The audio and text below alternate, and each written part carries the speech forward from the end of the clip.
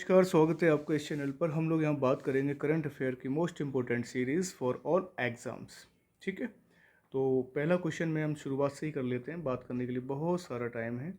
ठीक है, हम लोग कंटेंट पर बात करते हुए आगे करते चले जाएंगे क्वेश्चंस को। ठीक है, काफ़ी हमारे एग्ज़ाम्स हैं जो हमारे आफ्टर इलेक्शन होंगे। पहले तो मुझे चांस नहीं लगता है कोई एग्ज़ाम होगा, जो होने वाले थे उनको भी पोस्टपोन किया जा चुका है। ठीक है, जो भी इलेक्शन के बाद जो भी एग्ज़ाम्स होंगे वो इलेक्शन के बाद ही होंगे। तो अपनी प्रिपरेशन जो भी यंगस्टर कर रहे हैं वो अपनी करते चले जाना। ठीक है, अब क्या कह सकते हैं हम लोग, बस यही है कि आप लगे रहिएगा, एक दिन मंजिल तो मिलेगी ही।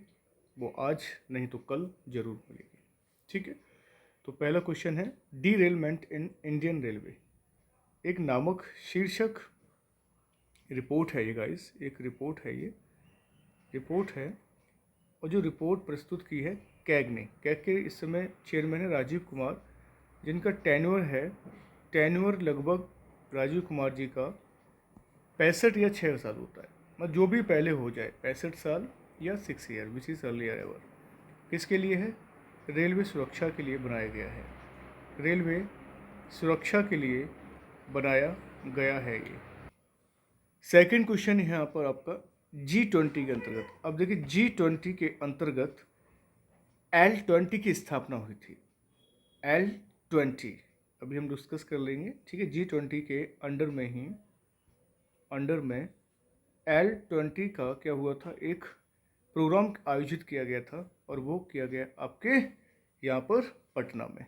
तो यहाँ ऑप्शन लिखेंगे, पटना में यहाँ पर आयोजित होता है, याद रखना है। ठीक है, पटना में आयोजित किया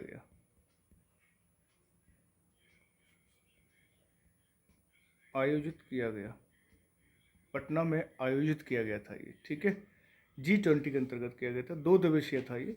और बात करें L20 जो था वो 2 डेज़ के लिए, 2 दिवसीय था ये प्रोग्राम, याद रखना है। ठीक है, 2 दिवसीय प्रोग्राम था और लगभग 21 से 23 जून के बीच में ये जो है आयोजित किया गया था।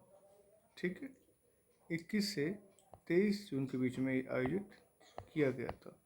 तो बहुत ही इम्पोर्टेंट यहाँ बात है ये सारी की सारी। ठीक है, 21 से 23 जून में आयोजित किया गया था। और यहाँ के जो गवर्नर रहे, गवर्नर साहब राज्यपाल राजेंद्र विश्वनाथ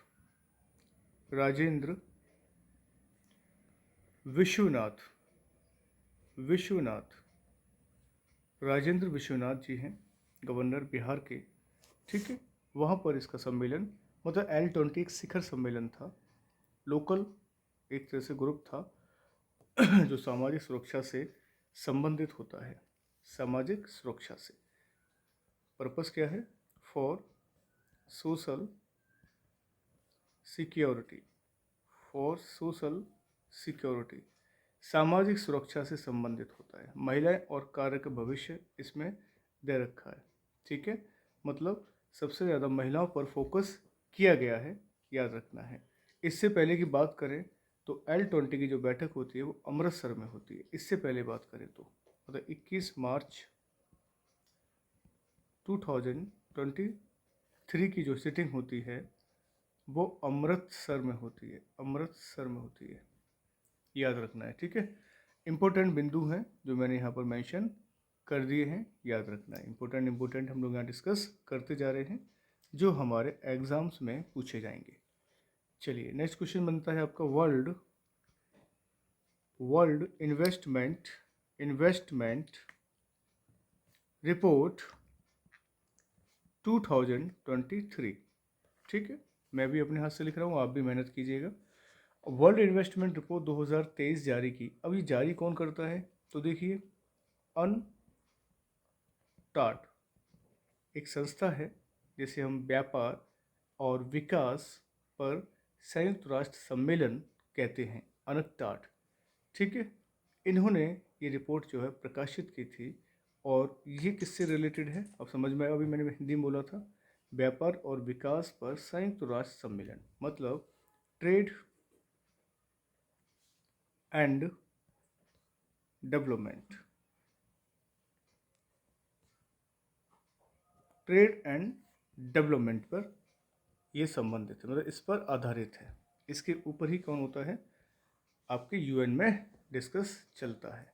ये रिपोर्ट जारी की है, मतलब कह सकते हैं कि इसमें सबसे ज़्यादा फोकस किया गया है, focus on FDI।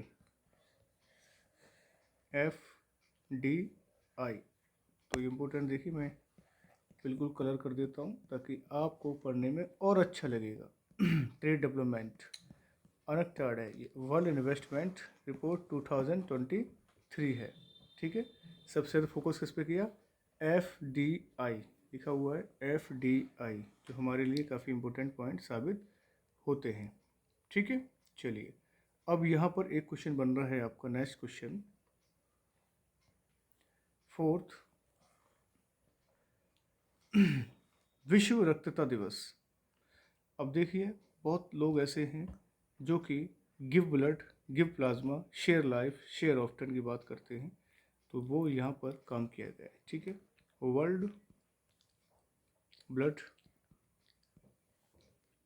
Donate day, simple सा आंसर रहेगा इसका 14 जून। विश्व रक्त दाता दिवस, याद रखना 14 जून को मनाया जाता है।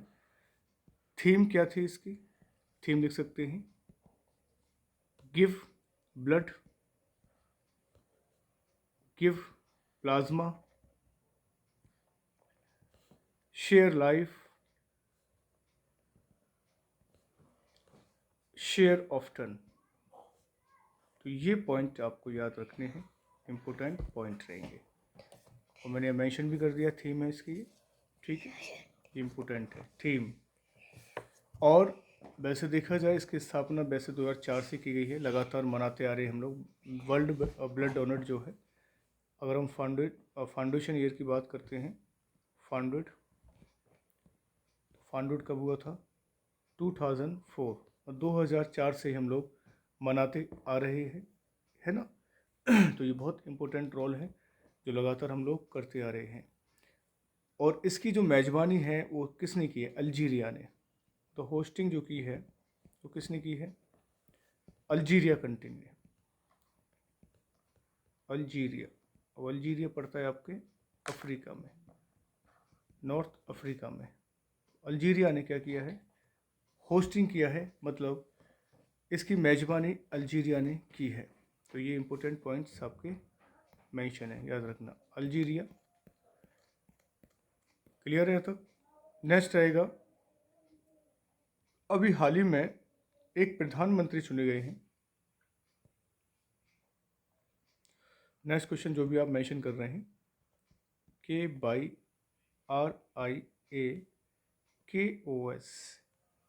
किरियाकोस एंड मिट्सोटैक, मतलब पूरा नाम है इनका ये, Mitsotakis,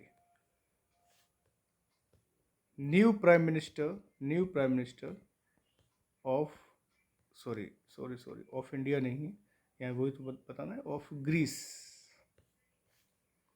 new prime minister of Greece के नए प्रधानमंत्री यहाँ पे चुने गए हैं, किरियाकोस मिट्सोटाके। ये याद रखना आपको, ठीक है, इम्पोर्टेंट रहता है, क्योंकि ग्रीस के जो प्रधानमंत्री हैं वो 96% वोट के आधार पर जीते हैं। बहुत बड़ी बात होती है, अगर परसेंटेज की बात करें तो 96% है, ठीक है। बाकी आप डायरेक्ट क्वेश्चन देख लेना, ग्रीस के नए प्रधानमंत्री बने हैं ये, तो बस आपको इतना याद रखना है, ठीक है। नेक्स्ट क्वेश्चन, तरंग शक्ति, तरंग शक्ति। अब तरंग शक्ति का अर्थ क्या होता है, तरंग शक्ति। अब तरंग शक्ति पर हम लोग यहाँ डिस्कस कर लेते हैं कि किस किस के बीच में है, क्यों है तरंग शक्ति, ठीक है। इंडियन एयरफोर्स का है ये, इंडियन एयरफोर्स, ठीक है। हम एक कह सकते हैं मल्टी एक एक्सरसाइज है जो उसमें 12 कंट्रीज में शामिल हुए हैं, ठीक है। IAF, इंडियन एयरफोर्स का है ये। कोई पूछे कि एक बहुपक्षीय अभ्यास हुआ है तो आप बता सकते हैं इंडियन एयरफोर्स के द्वारा हुआ है, जिसमें तकरीबन कितने कंट्री शामिल हो रही हैं? 12 कंट्रीज़। तो 12 कंट्रीज़ यहाँ पार्टिसिपेट कर रहे हैं, जो हमारे लिए काफ़ी इम्पोर्टेंट है। मतलब तरंग शक्ति में समझिए एक तरह से अब तक का सबसे बड़ा हवाई अभ्यास होने जा रहा है, मतलब हो गया है भारत में ही। ठीक है, याद रखना 12 देशों यहाँ पर पार्टिसिपेट किए हैं और कई सारे जो सैन्य शक्तियाँ हैं यहाँ पर, हर देश ने अपनी अपनी मतलब ताकत दिखाई भारत के अंदर ही। नेक्स्ट है Utah mountain. Utah mountain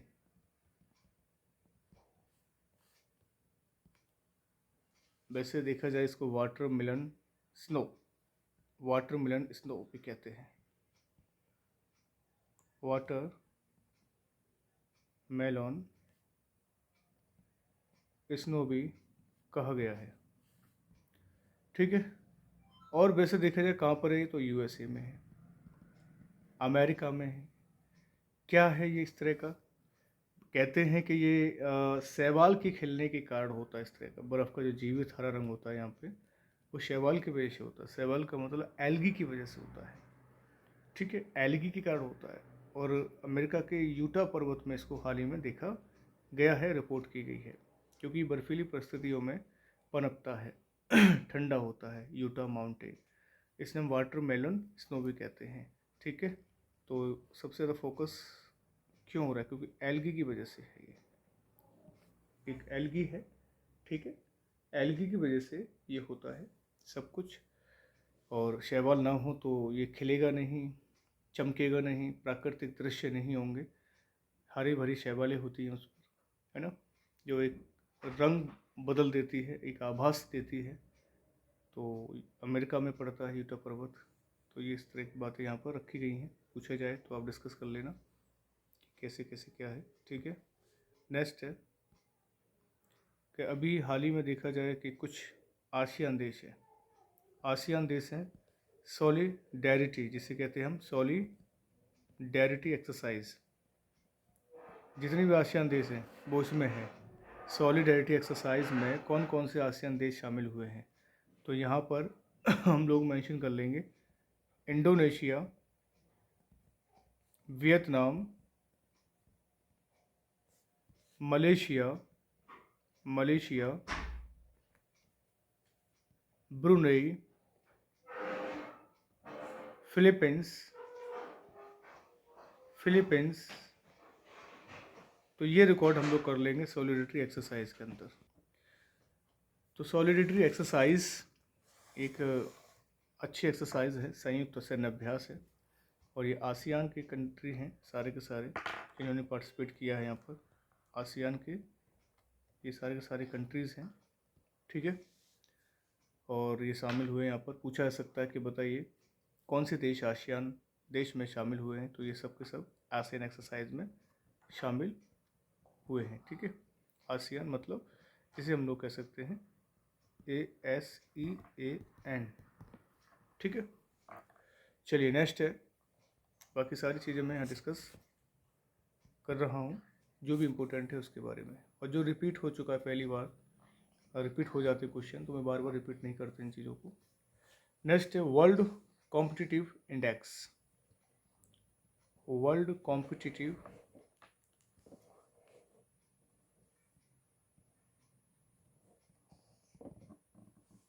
index, world competitive index 2023।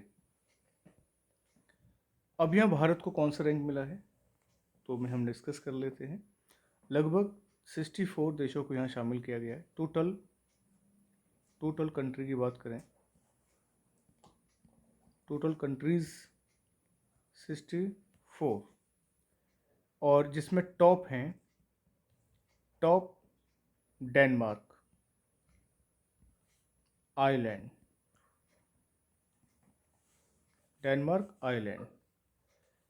और इंडियाज़ रैंक बात करें, भारत का रैंक 40 रहेगा, 14th। इंडिया का रैंक है, याद रखना 40वां रैंक है इंडिया का। टॉप डेनमार्क, आयरलैंड है। टोटल कंट्री पार्टिसिपेट कर रही हैं कर चुकी हैं 64। तो ये देख लीजिएगा आप, काफ़ी इम्पोर्टेंट रहता है। चलिए नेक्स्ट क्वेश्चन।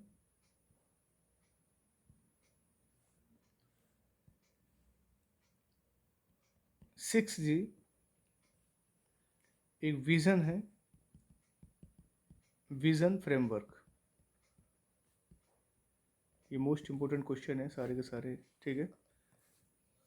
तो देख लेना सरसरी निगाहों से, 1.5 की स्पीड से आप दौड़ाएंगे वीडियो को तो आराम से हो जाएंगे। हम जितना पढ़ेंगे उतना माइंड हमारा शार्प रहेगा। डन। तो विज़न फ्रेमवर्क है ये, इंटरनेशनल टेलीकॉम यूनियन है, उसके द्वारा ये अनुमोदित किया गया था, ठीक है। किसके द्वारा? By ITU, international telecom union. और नरेंद्र मोदी जी ने 23 मार्च 2023 को भारत का 6G विज़न, जिसे हम कहते हैं भारत 6G विज़न, जिसे हम कहते हैं भारत 6G विज़न, एक डॉक्यूमेंट जारी किया है, जारी किया, ठीक है। ये इम्पोर्टेंट रहेगा। 6G generation vision framework ITU ने डेवलप किया, अनुमोदित किया इसको। कब किया ये देखिए। और प्रधानमंत्री मोदी जी ने ठीक है इसको डॉक्यूमेंट जारी किया, PM मोदी जी के द्वारा। याद रखना है, इंपॉर्टेंट सारी बातें हैं यहाँ पर। चलिए नेक्स्ट क्वेश्चन है। बेतस्ता एक प्रोग्राम है, बेतस्ता, बेतस्ता एक प्रोग्राम है। वैसे बेतस्ता एक झेलम नदी का नाम भी है, तो समझ में आ गया हो। तो बेतस्ता एक प्रोग्राम है जो झेलम नदी को कहते हैं बेतस्ता। तो बेतस्ता प्रोग्राम कहाँ आयोजित किया गया है? तो आप बता सकते हैं, जम्मू एंड कश्मीर में। किस लिए हुआ ये आयोजित? क्योंकि यहाँ पर art, culture, literature, art, culture, literature, sculpture, ये जो है इस पे फोकस किया गया था। देश के हर कोने तक फैलाने के उद्देश्य से ये आयोजित किया गया था एक प्रोग्राम जिसका नाम है विस्टा। और आर्ट, कल्चर, लिटरेचर, स्कल्पचर, इससे रिलेटेड ये जम्मू कश्मीर में आयोजित किया गया है, ठीक है। ये इम्पोर्टेंट पॉइंट्स हैं, सारे के सारे नोट करते चले जाना है। नेक्स्ट है क्वेश्चन, जो भी आप लिख रहे हैं समझ रहे हैं। World drug report 2023, world drug report. अब इसमें बहुत सारी समस्या हैं, दवाओं के उपयोग से उत्पन्न हुई समस्याएं इसमें फोकस की गई हैं। तो जारी किसके द्वारा किया गया है? तो आप समझ जाएंगे, UN के द्वारा, ठीक। UN ने इसको एग्जीक्यूट किया, लागू किया, जारी किया। और जो यूनिवर्सल हेल्थ है, प्रिकॉशंस है, उनको मतलब फोकस किया गया कि हम जो है सार्वजनिक स्वास्थ्य, रोकथाम है, उपचार सेवाएं हैं, उनको हम प्राथमिकता देंगे, मतलब प्रायोरिटी देंगे और भारत के कोने कोने तक पहुंचाएंगे। तो अच्छी बात है कि इसमें पूरी तरह से रिपोर्ट दर्ज की गई है। और भारत में सबसे ज़्यादा अगर ड्रग की बात करें तो पंजाब जो है इस समय काफ़ी प्रॉब्लम में है। पंजाब में ड्रग जो है ज़्यादा से ज़्यादा लिया जाता है। तो इस पर फोकस UN कर रहा है। और जो भी इसके मेंबर हैं उन जो देश के मेंबर हैं उनको मतलब फोकस करेगा यूएन। ड्रग कैसे लेते हैं, कितना लेते हैं, कितनी मात्रा में लेते हैं, जब कोई शरीर में प्रॉब्लम होती है तभी हम दवाइयों का इस्तेमाल करते हैं, तभी करना चाहिए। ये यूएन बताएगा जो इनके रिपोर्ट में आएगा। ठीक है, कैसे कैसे कुछ कंट्री हैं जो अपने आप को डेवलप करने में लगे हुए हैं, और जिनको पता है कि हमें बस ड्रग लेकर ही काम करना है तो ड्रग लेके काम करते हैं। कुछ हैं, कुछ स्पोर्ट्स वाले हैं जो ड्रग लेते हैं, कुछ जिम वाले हैं जो ड्रग ले रहे हैं, कोई कंपटीशन वाला जो ड्रग लेता है। हर चीज़ ड्रग पर डिपेंड है। चलिए, इंटरनेशनल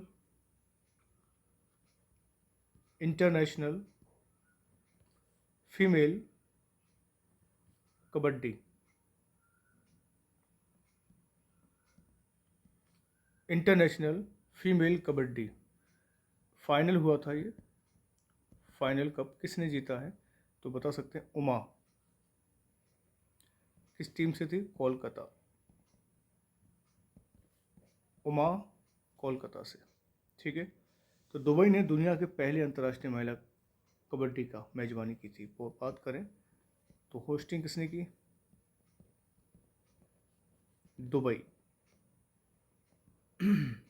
ठीक है, दुबई ने इसकी होस्टिंग की थी।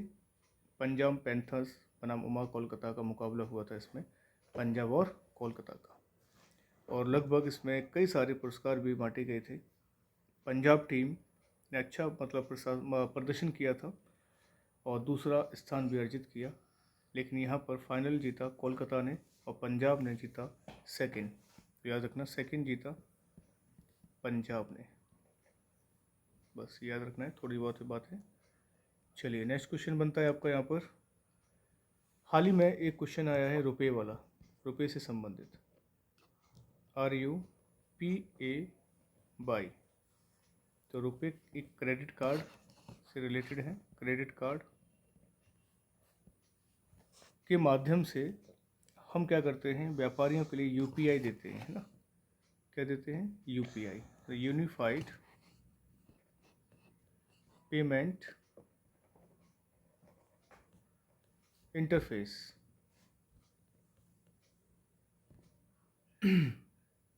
ठीक है, यूनिफाइड पेमेंट इंटरफेस।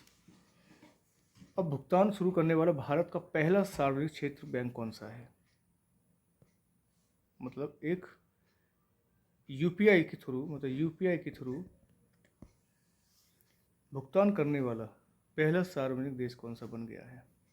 तो वो बताएंगे आप आंसर में। आप कैनरा बैंक।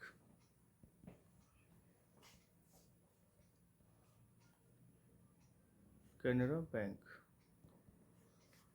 तो UPI के क्या होगा? UPI के थ्रू ये फर्स्ट बैंक बन गया है, कैनरा बैंक। याद रखना है, भारत का पहला सार्वजनिक है, फर्स्ट यूनिवर्सल बैंक है ये, first universal bank of India, bank of India. ठीक है, कौन सा है? Canara bank. Next question, QS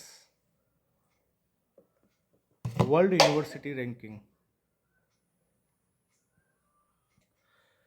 QS world university ranking, QS world university ranking. अब इसमें हमारी एजुकेशंस को ज़्यादा फोकस किया गया है, एजुकेशन को भी ज़्यादा फोकस किया गया है कि किस तरह से भारत अपडेट कर रहा है अपने आप को एजुकेशन में, तो उससे रिलेटेड यहाँ पर हम लोग बात करेंगे। ठीक है, QS वर्ल्ड यूनिवर्सिटी रैंकिंग अब जारी तो कर दिया है, ये रैंकिंग जो है 2024 की 2024, और ये आपका है IIT बॉम्बे, IIT बॉम्बे। मतलब IIT बॉम्बे ने इसको क्या किया है,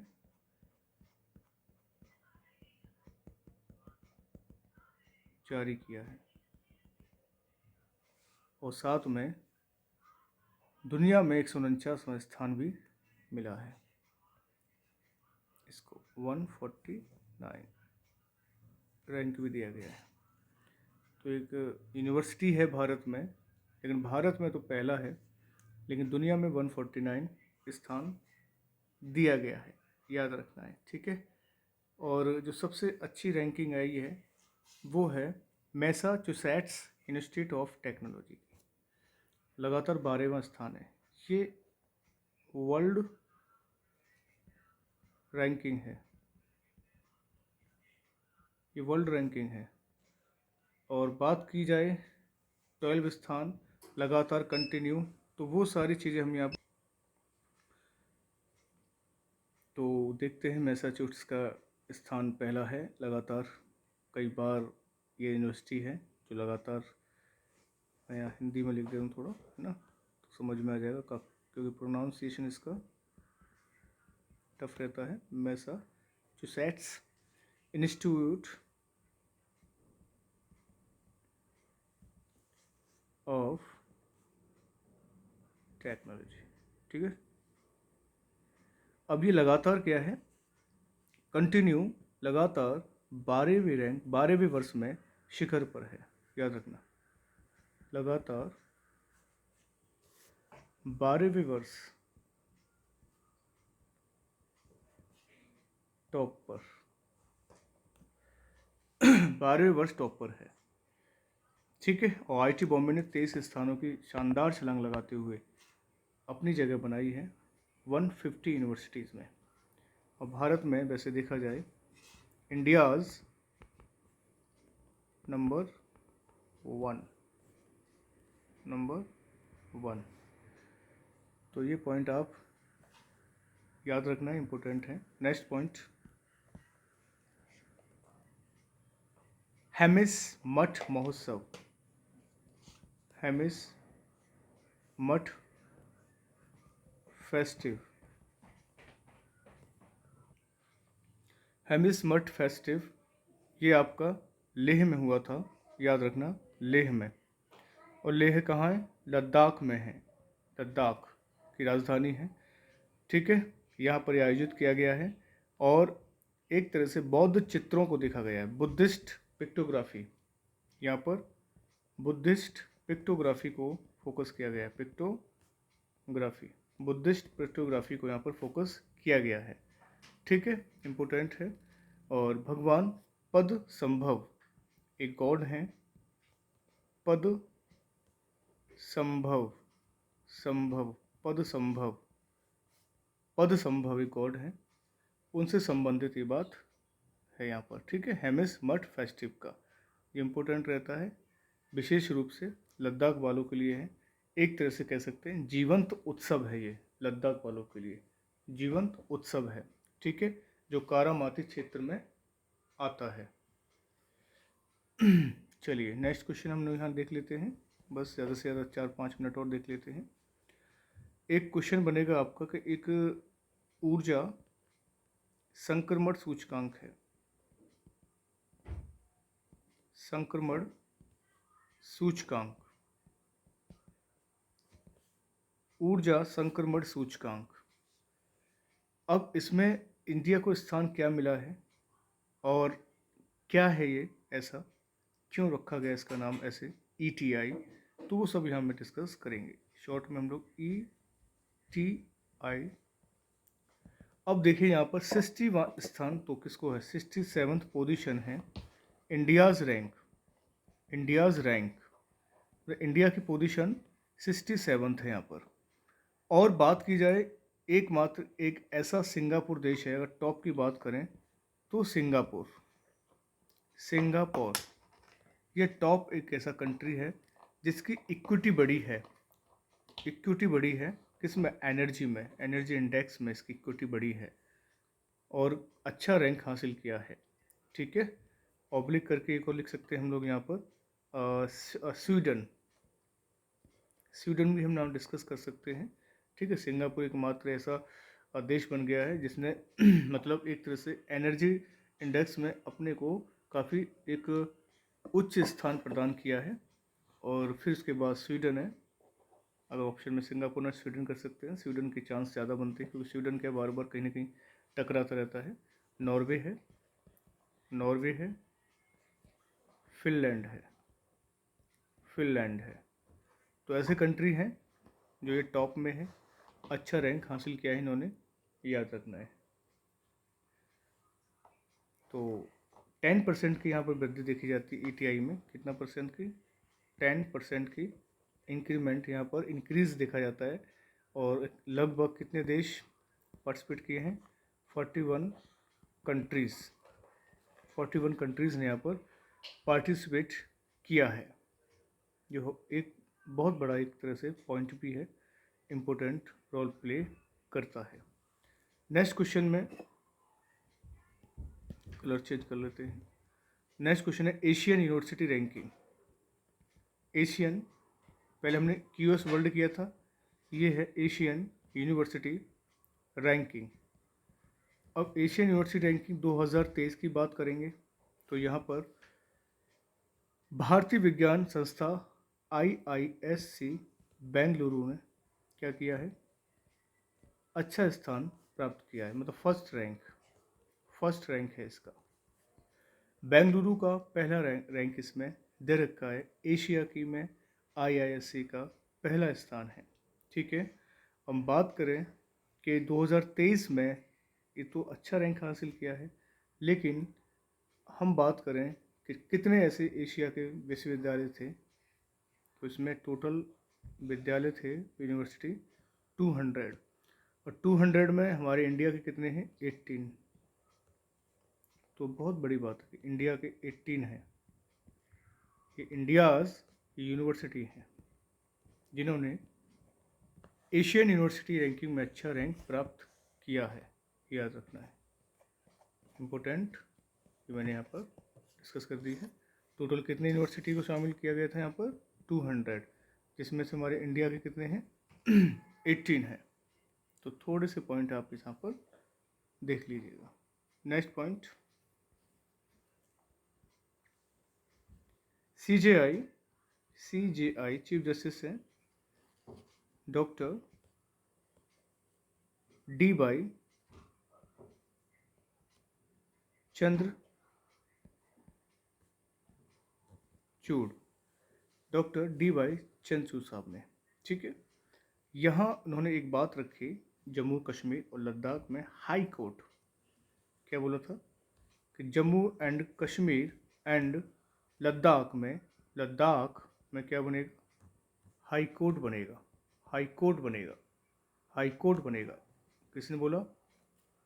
D. चंद्रचूड़ साहब ने, हमारे चीफ जस्टिस ऑफ इंडिया हैं ये, जो मैंने कलर कर दिया है। जम्मू कश्मीर और लद्दाख में क्या बनेगा? हाई कोर्ट की एक आधारशिला रखी, और जिसको एक कह सकते हैं किस क्षेत्र में रखी? रायका, एक जगह का नाम है रायका। ठीक है, याद रख लेना। और कितना खर्चा आ जाएगा इसमें? 800 करोड़ रुपए की लागत आएगी इसको बनाने में। ठीक है, रायका का मतलब रायका एक वन क्षेत्र, लिख ही देता हूँ, रायका वन क्षेत्र है, उसको साफ करके ये हाई कोर्ट यहाँ पर बनाए जाएंगे, याद रखना है।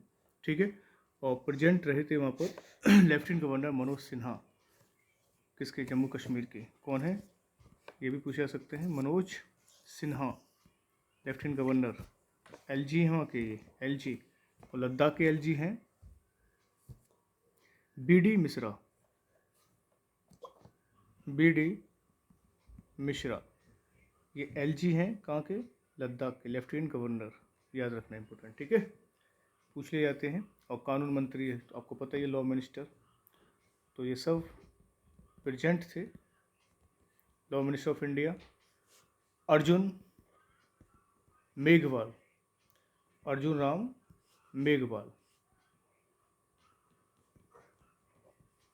तो ये याद रखना है, ठीक है। चलिए, तो ये क्वेश्चंस हैं वेरी वेरी इंपॉर्टेंट। ठीक है, तकरीबन मैंने बता दिए होंगे आपको। 50 से 60 क्वेश्चंस जो आपको करने हैं। अच्छे क्वेश्चंस हैं, बढ़िया क्वेश्चंस हैं जो मैं लेके आया हूँ यहाँ पर, आपको फोकस करना है। ठीक है, एक क्वेश्चन और ले लो, लास्ट क्वेश्चन मैं डिस्कस कर लेता हूँ कि अभी प्राइवेट रेल कोच फैक्ट्री है, rail coach factory, private rail coach factory का उद्घाटन किया है। ठीक है, एक उद्घाटन किया है वो चंद्रशेखर राव ने किया है, लेकिन चंद्रशेखर राव कहाँ के थे, किस राज्य में, तो वो आप बता सकते हो, तेलंगाना में। ठीक है, तो प्राइवेट रेल कोच फैक्ट्री बनाई गई है, भारत की सबसे बड़ी है यार, याद रखना, largest private rail coach factory है ये, जो तेलंगाना में जो मुख्यमंत्री थे चंद्रशेखर राव, उन्होंने इसका क्या किया था, वहाँ पर नींव रखी, और मेधा रेल कोच फैक्ट्री का भी उद्घाटन किया साथ साथ, और सबसे बड़ी निजी कोच फैक्ट्री मानी जा रही है वहाँ पर। तो ये क्वेश्चन से आप देख लीजिएगा इस, ठीक है। अभी बलिदान स्तंभ की आधारशिला रखी थी, एक क्वेश्चन बलिदान स्तंभ की आधारशिला, की आधारशिला, अब इसकी आधारशिला रखी, बिल्कुल सही बात है। कहाँ रखी गई थी, तो आप बता सकते हैं श्रीनगर में रखी गई थी। किसने रखी, अमित शाह जी ने। अब बलिदान से नाम लग रहा है आपको, है ना, सेक्रीफाइस होते हैं, शहीद होते हैं लोग हमारे, शहीद स्मारक जिसे हम कह सकते हैं, आधारशिला श्रीनगर में रखी थी बाई अमित शाह जी। बस, तो ये सारी चीज़ें आपको करना है। श्रीनगर के प्रताप पार्क में है ये, प्रताप पार्क। ठीक है गाइस, तो ये 35, 25, 36 मिनट का वीडियो है। प्लीज़ अच्छा लगे तो आप आगे बढ़ाइएगा, और अच्छी अच्छी बातें कोई समझ में ना आए आप तुरंत कर सकते हैं, कमेंट कर सकते हैं, शेयर कीजिएगा। ठीक है, कभी भी आप हेजिटेट मत रहिएगा, हमेशा हैप्पी रहा करें, मुस्कुराते रहा करें। कुछ नहीं है लाइफ में, जहाँ पढ़ाई करनी हो पढ़ाई करेंगे, बातें करने का समय तो नहीं है इतना, लेकिन बातें भी हो जाएगी आपसे। यहाँ मैं अपना, जब भी कोई दिक्कत आती है तो आप संपर्क भी कर सकते हैं, किसी प्रकार की चीज़ें आपको पूछनी हो। ठीक है, कोई रोक टोक नहीं है, आप डायरेक्ट भी कॉल कर सकते हैं, डिस्कस कर सकते हैं, पीडीएफ के लिए कर सकते हैं, मटेरियल के लिए कर सकते हैं, है ना, मटेरियल के कर सकते हैं, कोचिंग के लिए भी कर सकते हैं। ये सारी चीज़ें यहाँ पर मिलेंगी आपको, तो ये आपके हाथ में है क्या करना है। ठीक है, मैं बस आपको गाइड करता रहूँगा, बाकी सारे काम आपको खुद करने हैं। ये पर्सनली नंबर है, आप बिल्कुल पीडीएफ चाहे पीडीएफ मिलेगी, मटेरियल मिल जाएगा, और कोचिंग चाहते हैं कोचिंग मिलेगी, सारी चीज़ें फैसिलिटी हैं। बस आप आगे पढ़ते रहिएगा, जहाँ समस्या है वहाँ बताइएगा। ठीक है, चलिए अपना ख्याल रखिएगा। नमस्कार, जय हिंद।